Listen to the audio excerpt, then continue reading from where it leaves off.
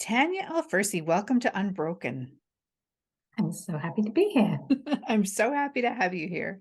So, why don't we start? Just tell us a little bit about yourself and how you came to be interested in the inside out understanding. Yes. So I am originally from the UK. I live in Israel. I've lived here for almost 30 years. I'm in my mid 50s, which is significant considering what I do for a living, which is supporting women through midlife change, through perimenopause and menopause, helping them have a much lighter experience of this fascinating time. So I'm a coach, an author, a speaker, educator, trying to bust through the myths of women's health and also the misunderstanding that we have around our emotional, spiritual health, our mental health as well.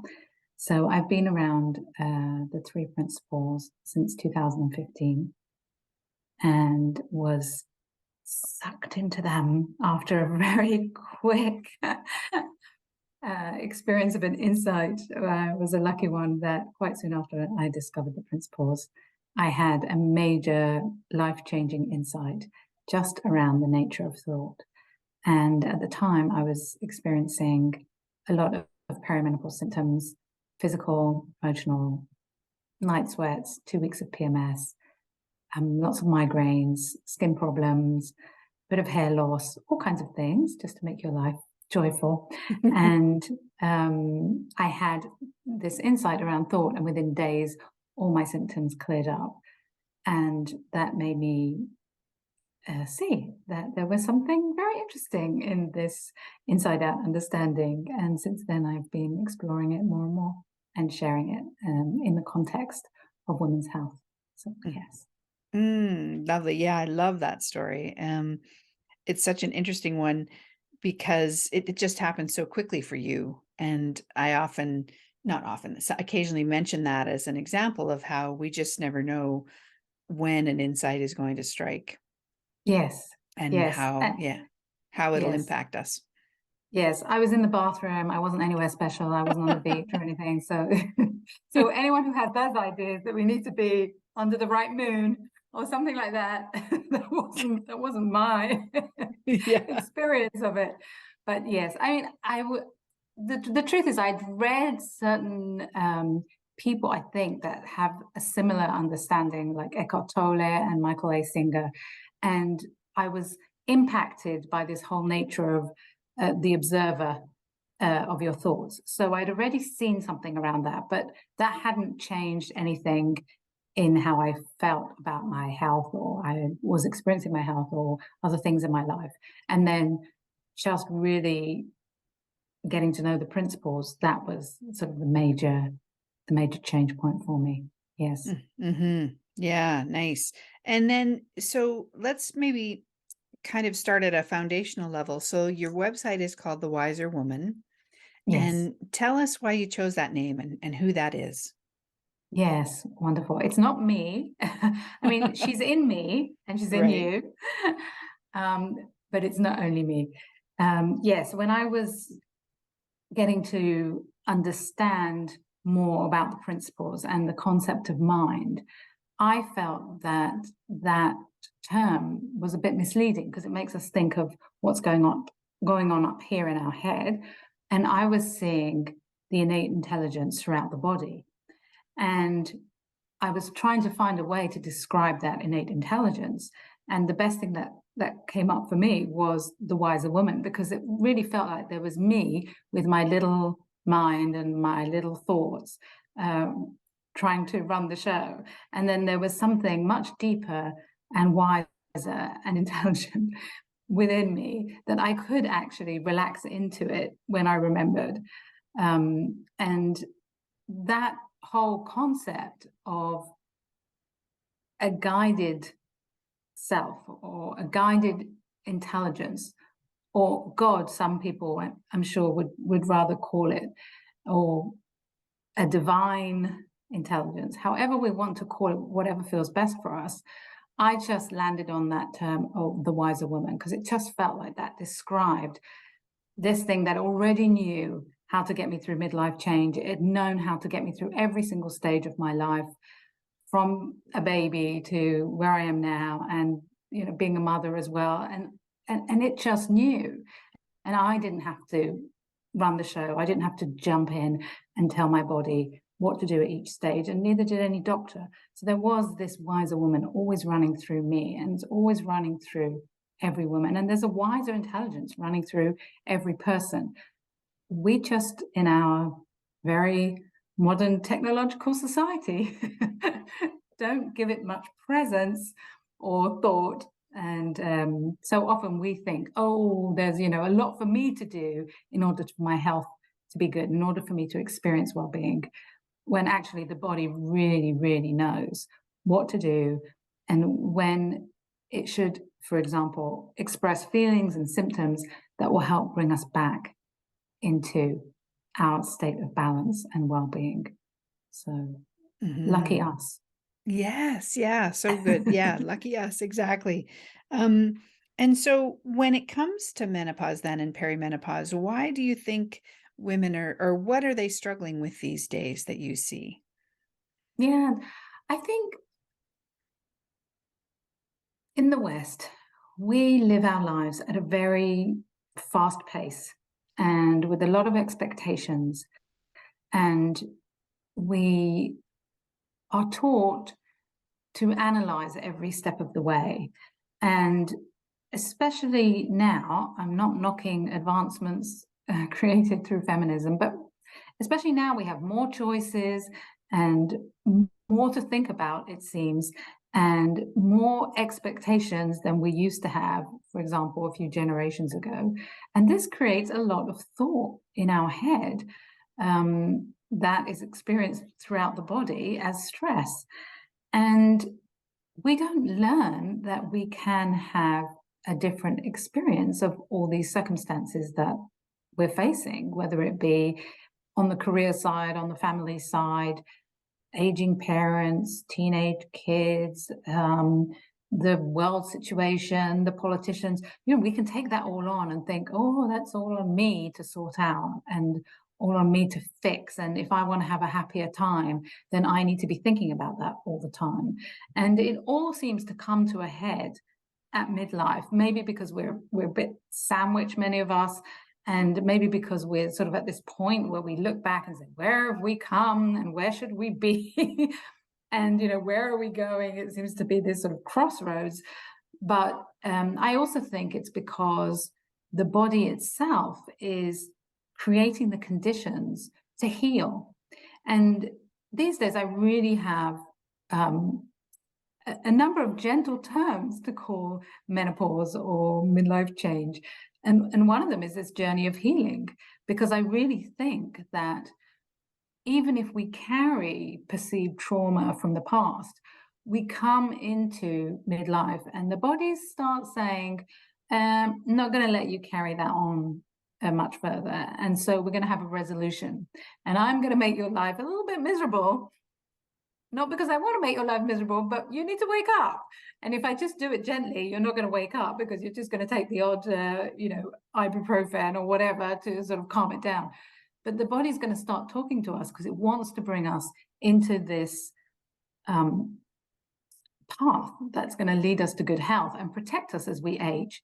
So women are experiencing a number of symptoms. I mean, I think these days they have sort of like 30-something symptoms that they categorize as perimenopause or menopause symptoms. And it's so peculiar in the narrative, the dominant narrative, that this is all caused by women's hormones, all those symptoms, how peculiar. But the way that I see it is that we're in the sensitive time. So women who have had in the past sensitive skin, like I had when I was a teenager, I had it when I was pregnant, issues came up very quickly. So lo and behold, I came to midlife, I was experiencing all kinds of eczema and things like that. Women who've had problems with their stomach, IBS or something similar, that will often come out again at midlife.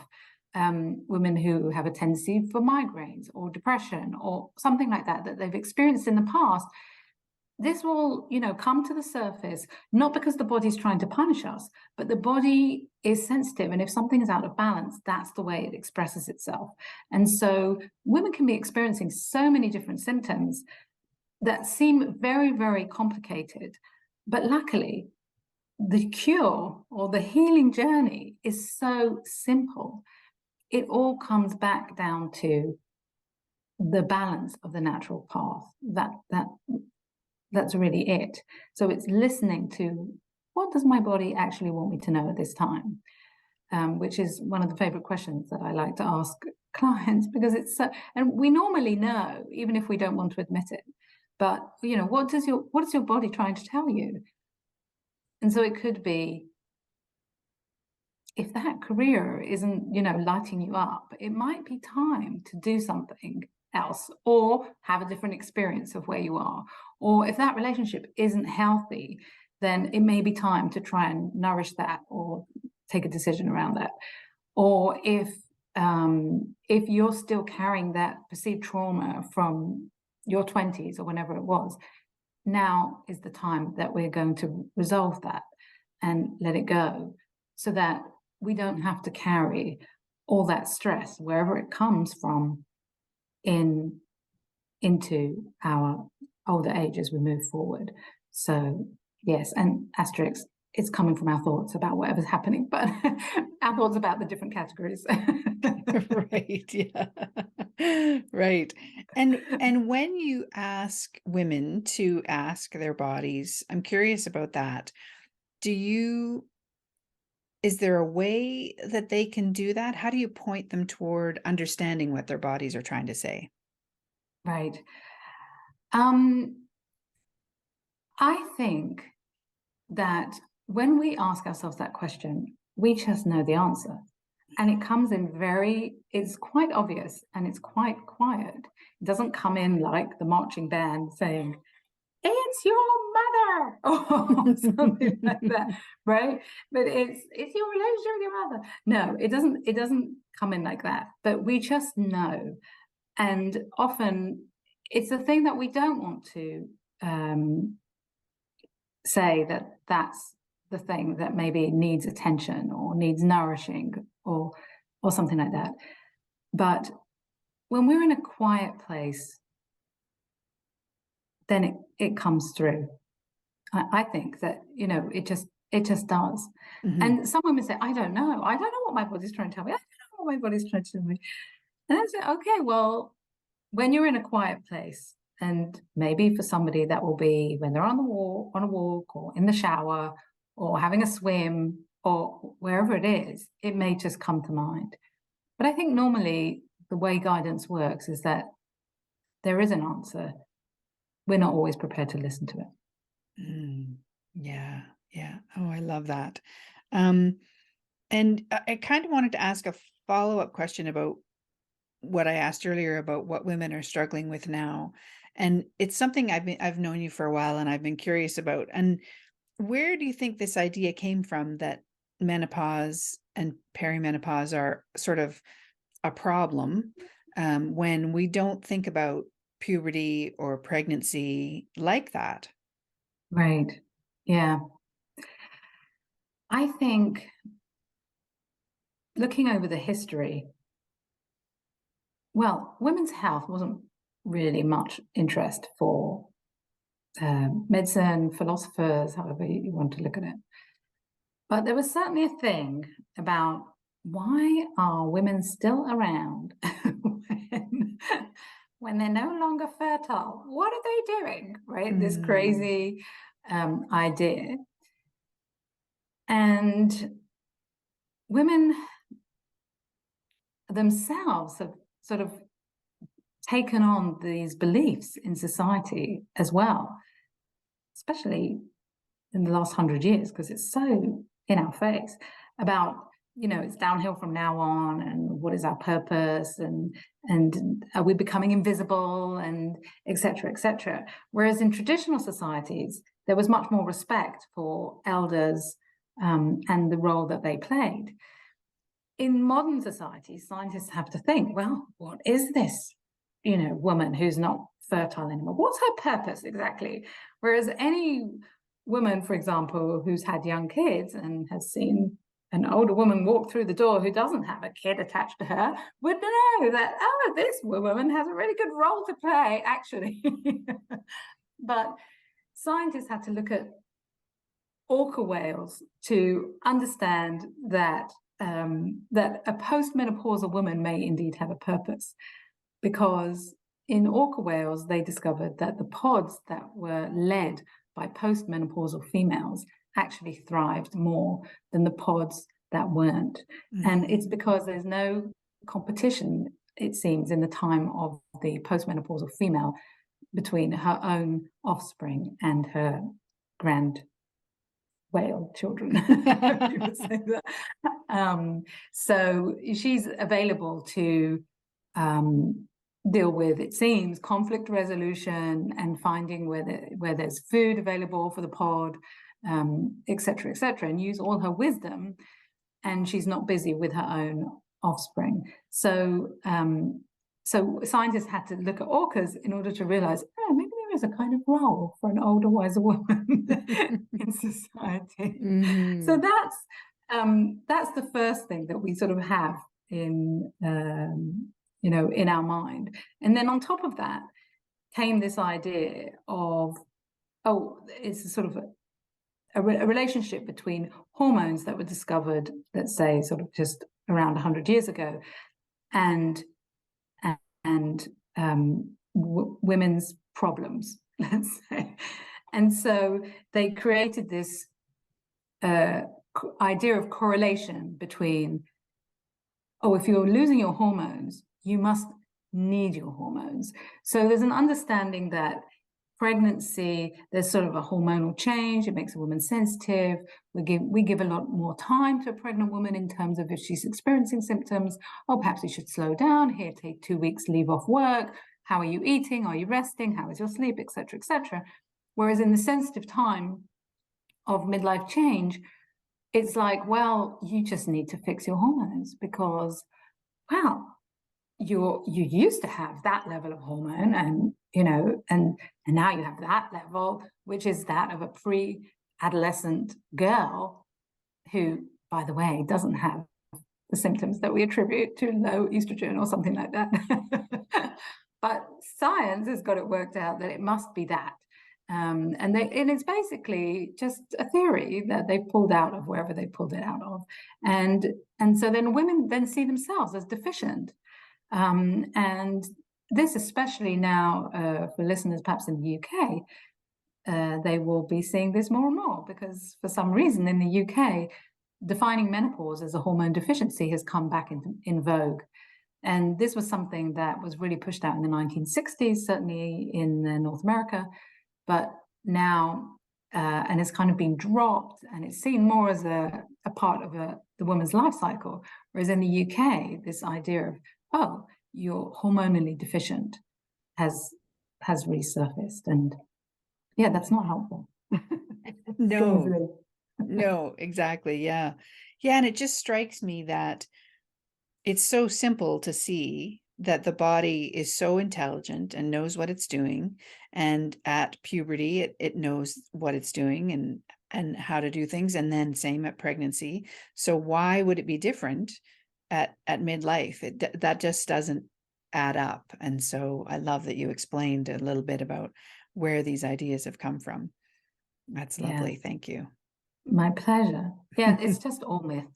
Yes. And when we think about it in the really logical way, it doesn't make any sense. Well, how does my body know how to do all that? And then it comes to midlife. And of course, I should just mention, there is this idea of, oh, because women never used to live beyond menopause. And I talk about that in my blog or in my book, and I show references that we can find in the Bible from the 2nd century, from the 12th century.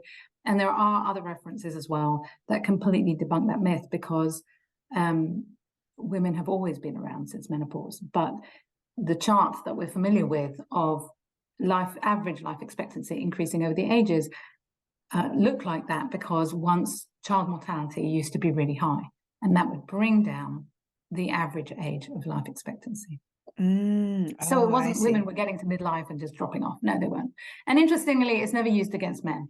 It's just used against women. And Yes. you've got those symptoms because you never used to live that long. And that's why we need to supplement your hormones, because your body didn't know, because it wasn't planning to live this long. And it's absolute nonsense, I'm happy to report. Yeah.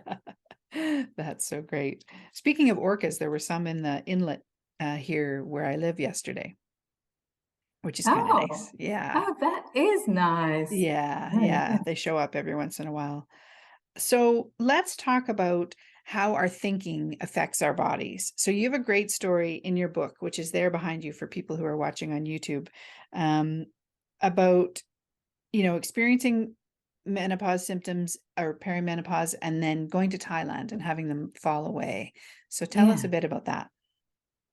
Yes, I'd been experiencing all these symptoms. And first of all, it took me a little while to understand that I was in perimenopause because no one had told me. I was Mm, 43. I'd started my symptoms. I just was trying to deal with them individually. And then I heard a webinar and realized there was this thing called perimenopause. I realized menopause didn't happen overnight. I don't know why I thought it did, but I thought it did, and it happened at 51 overnight.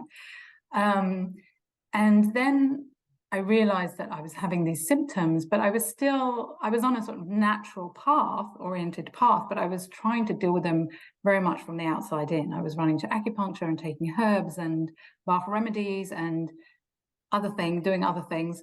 And I was getting some relief. It was sort of taking the volume down a little bit. So it made life a little bit easier, but I really never felt that I was healed. And it was always sort of like, oh, let me make sure I've got my acupuncture appointment in, and when am I going, to take this? And is there another potion? And is there something that's better? And I was always on that sort of wheel of things. And then I went to holiday with my family to Thailand, and it was just this glorious holiday. And I've been really looking forward to going back to Thailand because I'd been there in my 20s and it'd been so lovely. And I realized that while I was on holiday, I wasn't. I was really forgetting to take my potion, my remedies, and use my potions, and I wasn't getting regular acupuncture, and my symptoms had just disappeared. And I thought that that was interesting, and I wondered about that. I wondered, well, what is it about holidays? And we can imagine, well, holidays. Oh yeah, you have a lovely time, but there's something in that. Oh, you're having a lovely time. You're not thinking about the things that you normally think about, and so you're having a lighter experience of life, and your body just is able to relax into that and doesn't display symptoms. So when I came back, I thought, well, that's interesting. So how can I bring the holiday experience back into my regular life? And I realized that I really shouldn't. Well, for me, this was my journey, that I mhm. really didn't need to run to all to these treatments and use all these potions and remedies, etc. And perhaps I could just be where I was and see what happened and have a different relationship with my symptoms, because they were obviously telling me something about where I was in life and my state of mind. I didn't really see it as my state of mind, but I knew that there was something that was off in my regular life when I was thinking about the regular things, and that didn't happen when I was in Thailand. And so my symptoms actually did come back, but I had a different experience of them just because I wasn't trying to fix them and thus fix me. And I was aware that perhaps they were telling me something and perhaps they could guide me. And I see now that they were gifts, but I know that when we're experiencing all the symptoms, it doesn't feel like a gift, but they actually are. They're these divine gifts, they're these divine guides that show us, how far off we are from balance. And so although the symptoms returned, like I said, I was able to have a different experience of them. And I think then when I came across the three principles, I was in a different mind, really. I was sort of more open to see something new. And I wasn't hating on my body, let's say, and I wasn't, blaming it and disappointed by it. I wasn't thinking that it betrayed me or anything that I had thought when I was feeling, a little bit crazy about my symptoms. And so it all just was able to fit into place. And I was able to see, oh, my body's intelligent. And and then I was able to see this insight about thought, which was only and simply, I don't have to take my thinking so seriously, and I think I will have a nicer time in life if I don't. That was it. That was it. And I often say to women, I wish I could sort of copy and paste it for you, but it's so simple, and yet I felt it on such a profound level that it was such a huge change within days in terms of my symptoms. Well, and I love hearing you say that, because I tend to talk mostly about unwanted habits, specifically overeating. And it took me quite a while to figure out exactly what you've just said, is that the things that we're experiencing, in the case of an unwanted habit, it would be a craving, the drive to overeat, as I call it. And that is actually intelligence. It's feedback. It's trying to help us to see who we really are. And I love that there's this parallel with perimenopause and menopause symptoms. It's the same thing that's going on. It's the same intelligence, just trying to guide us. Yeah. I think because in Western society, again, we have this sort of detachment from the body. And I remember speaking to a woman who said, I didn't really realize I had a body until I was in my 40s. And it can be true, because we can live so detached from the body, and we just think, everything is just from the outside. I need to feed it, or I need to get to the gym, or I need to do something, something on the outside, rather than seeing it for what it is, which is such an intelligent energy that enables us to live this life on this planet. And we thus so easily fall into that trap of, if it's a symptom, whatever kind of symptom it is, as you're describing or as I'm describing, then it's a malfunction.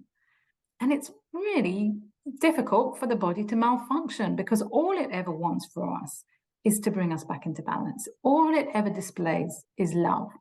And then we come in with our little minds and say, oh no, it's a malfunction. Oh no, there must be something wrong. Oh no, it's my hormones. Oh no, I'm bad because I have this habit. Oh, and it's not. The body just expresses love. And it does it in different ways. And with our minds, we don't see it often. And that's innocent on our part. But we do have a choice to see symptoms and understand them in a different way. Yeah. Oh, beautifully said. That was great. Thank you. And so why do you think then it can be controversial to talk about this intelligence about our bodies? Like, you have particularly bumped into a lot of pushback in your work. Yeah. It's a kind of victim consciousness, and I talk about that in the book. But it's because we've said, it's not me, the essence of me, that could be causing this. We say it must be something external, and that's something that needs to be fixed externally. So it could be, if we're really experiencing unhappiness in our job, then it's the job that needs to be fixed. It can't possibly be anything to do with the way that we think about the job, or the way that we think about the people in our workplace, or anything like that. It just needs to be that circumstance out there.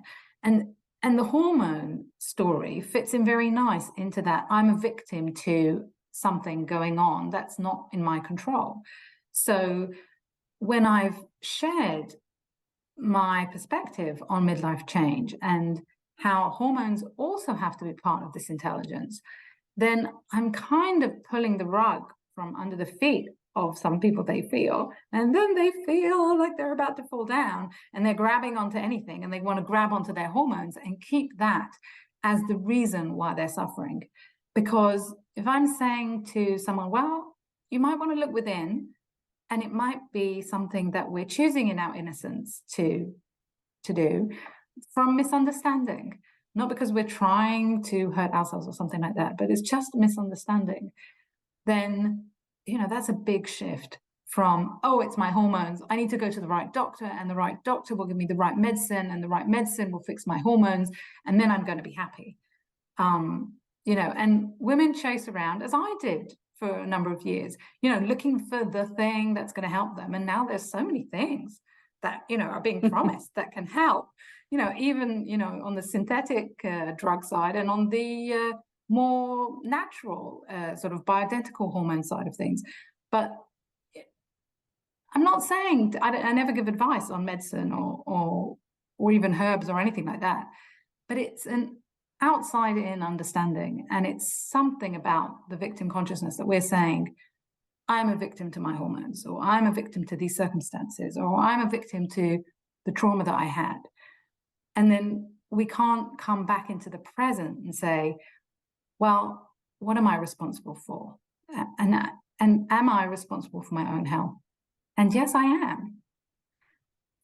And, that's a big shift.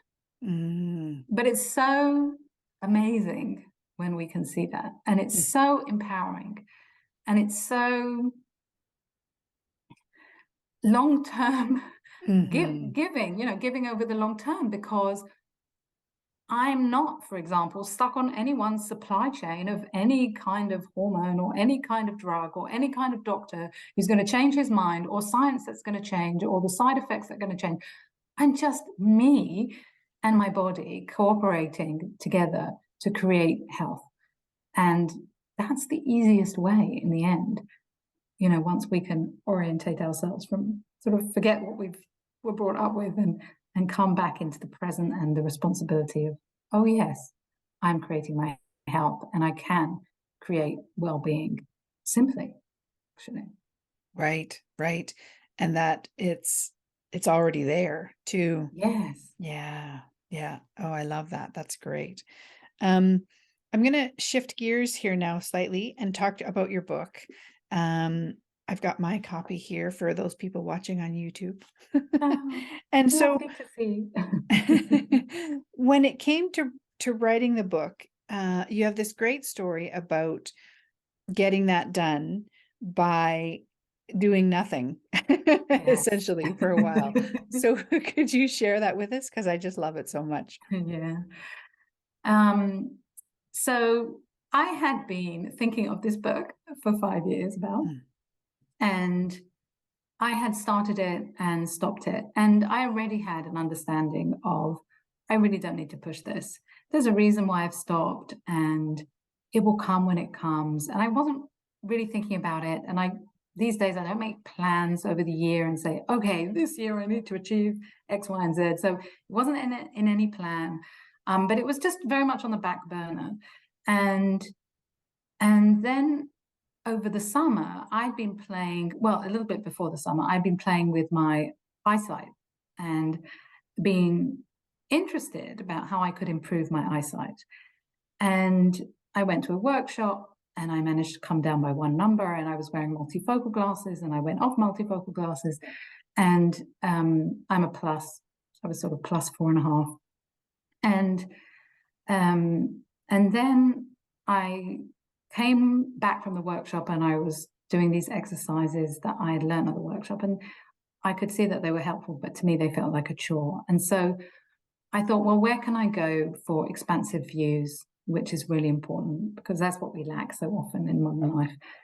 And I realized, I could go to the beach, because I do live in a town by the beach, and I do love the beach.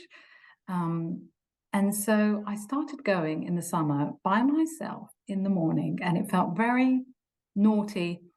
And every time I went, I'm like, could I really go to the beach by myself? And sometimes I would see people on the way. Where are you going? To the beach? By yourself? By yourself? Are you not meeting anyone? No, by myself. I'm going to the beach by myself at my age. And I managed to do that about 4 times a week over a few months in the summer. But very quickly, within a few days, I realized that the beach was very, very good for my eyesight. And I could see details on the beach. I could take a book and read it on the beach. And so that was just a joy, that I would just go to the beach and really do nothing. And my eyesight was improving. And then a few weeks in, I thought, well, I wonder what else will come out from the beach. And lo and behold, the chapters of the book came, and it came in an insight. And well, I'll share. I haven't shared it. I haven't shared on a podcast before. It came on an insight, and I was just lying on the beach, and I heard, "Well, look to the Bible." And I'm not religious, but I thought, okay, the Bible, okay. And then I came home, and because I speak Hebrew, so I know the names of the books in the Bible in Hebrew, and I know them in English. And it's not exactly a direct translation. And sometimes the English sort of refers to more things in the books themselves, and then there's the Hebrew. But anyway, I looked at the books, and I was able to find the chapter titles in the books between the Hebrew and the English and the content of the book. So I thought, oh, that's very obvious. Like, it's very obvious. And so I could have ignored that. Oh, look at the Bible. I'm not with me in the Bible. But I thought, okay, that's interesting that came through. So I did that. And so the chapter titles were there. And then it was just a matter of filling in the text. And it just came so easily. I just was going to the beach, coming home, writing for a few hours. And that's the way that it happened. Just to say, writing and editing a book is not great for your eyesight afterwards, but I still have managed to halve my prescription, so that's good. But yes, that's how it came, and so people say, "Oh, I need to go to the beach then if I want to write my book," and it doesn't work like that, because that was my inspiration, and I love the beach, and I was having such nourishing time there, and it just allowed the book to come through me, I think.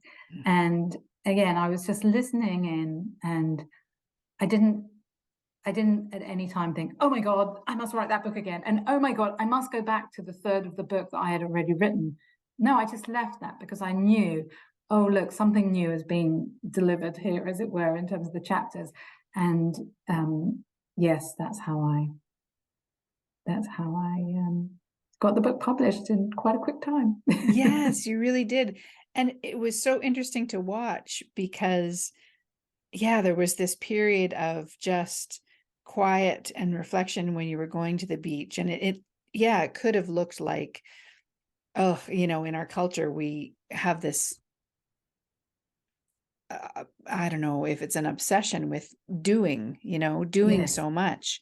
And you were just being quiet. And then suddenly the book came about. And as you say, yeah, that's not a prescription for if you go to the beach, you'll be able to write a book. It's pointing to your wiser woman, that you were listening to the intelligence that's within you and that's within all of us. Yeah. I was just, like you said, I was just following guidance that I heard, and I was following bliss. I mean, I was just having such a nice time going to the beach. And how amazing that that's what happens when we just follow that little guidance, follow our bliss, have a lovely time, feel nourished. Miracles can happen. It really felt like that. Yeah. Yeah. We should say the book is called The Wiser Woman's Guide to Perimenopause and Menopause. And I'll put a link in the show notes for the episode as well. So if people are interested, they can go and find that. So we're just about to wrap up here. And I wanted to ask, is there anything else you'd like to share that we haven't touched on? I think I always like to share with women that it's the journey of healing through midlife is really part of the design, I think. And although we come and we think there must be something complicated to do, it's so much simpler when we can just relax into the design of it all, into the wisdom of it all, and let that take us on the journey and let the body lead, because it's so much more intelligent than us coming in with all our thinking about what midlife change should be and what menopause should be, etc., etc. And it's a shift. It's a shift to really trust the body, to really say, even if you're experiencing a symptom, that's not something bad. That's not malfunction, but it's just the body doing what it needs to do in that moment, either to overcome some kind of condition that we've created or to wake us up to the fact that we're not in balance. And once we develop this new relationship with the body, with this intelligence, with the divine, however we want to look at it, it just becomes so easy, the journey of healing. And like I said, it really is part of the design. Hmm. Yeah. Oh, lovely. Thank you. So where can we find out more about you and your work, Tania? Yeah, so the easiest place is thewiserwoman.com, thewiserwoman.com. And there you can, there's loads of resources on my blog, other podcasts, not to compete with this one, but videos and blog posts, and that will give you a really good taster for what I'm sharing here and how it can be helpful. And yes, and I offer an online course and coaching. So yes, and I'm happy also on social media, wherever you find me, on Facebook or Twitter. Right. Yes. And your book is available everywhere you can get books, Yes, yes, online, internationally. or people can ask in their local independent Yes, bookstore, that go kind of to your thing. local independent bookstore and Yes. they'll have it in the computer because it's Yes, there. that's right. Yes. Well, thank you, Tanya. This has just been lovely. Great to chat with you. And with you. Thank you so much. Thank you. Take care. Bye-bye. Bye-bye.